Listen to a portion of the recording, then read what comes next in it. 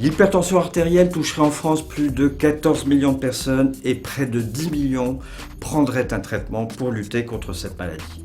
Même si les causes sont souvent floues, les facteurs de risque, eux, sont très bien connus. Citons l'âge, l'hérédité, le tabagisme, l'alimentation et la sédentarité.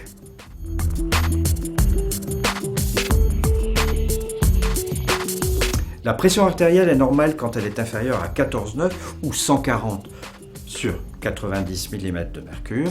La pression artérielle systolique ne doit pas être supérieure au chiffre 15 et la pression artérielle diastolique ne doit pas être supérieure au chiffre 9. L'hypertension artérielle est en général définie par une valeur supérieure à 14,9.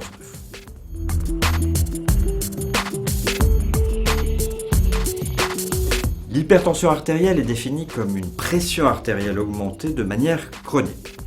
La grande majorité des personnes présentant une hypertension artérielle ignorent qu'elles en sont atteintes, car l'hypertension artérielle évolue sournoisement au fil des années.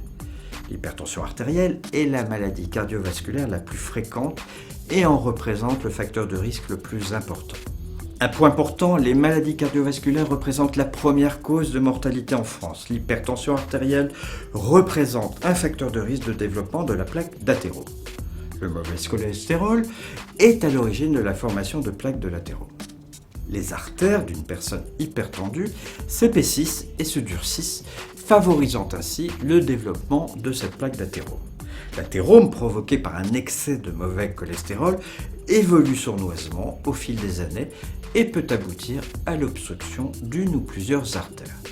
D'autre part, l'hypertension est source de complications très sévères, comme par exemple les infarctus et les accidents vasculaires cérébraux. Un point important, 40% des personnes souffrant d'hypertension sont sujettes à des apnées du sommeil.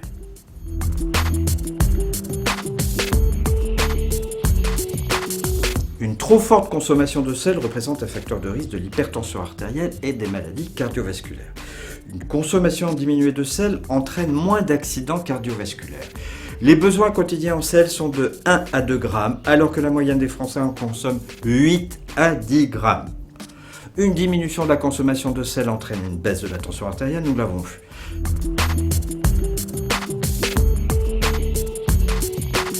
Conseil maintenant pour manger moins salé. Mettre peu de sel dans la cuisine et ne pas rajouter de sel dans l'assiette.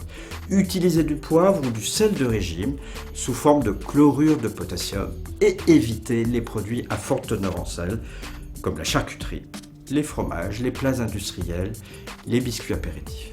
Pensez aussi à choisir une eau minérale contenant moins de 150 mg de sodium par litre. Un dernier point, surveillez régulièrement sa tension artérielle car rappelons-le encore une fois, l'hypertension artérielle représente un facteur de risque important des maladies cardiovasculaires comme l'infarctus ou l'accident vasculaire cérébral. Et pour terminer, pensez à arrêter de fumer.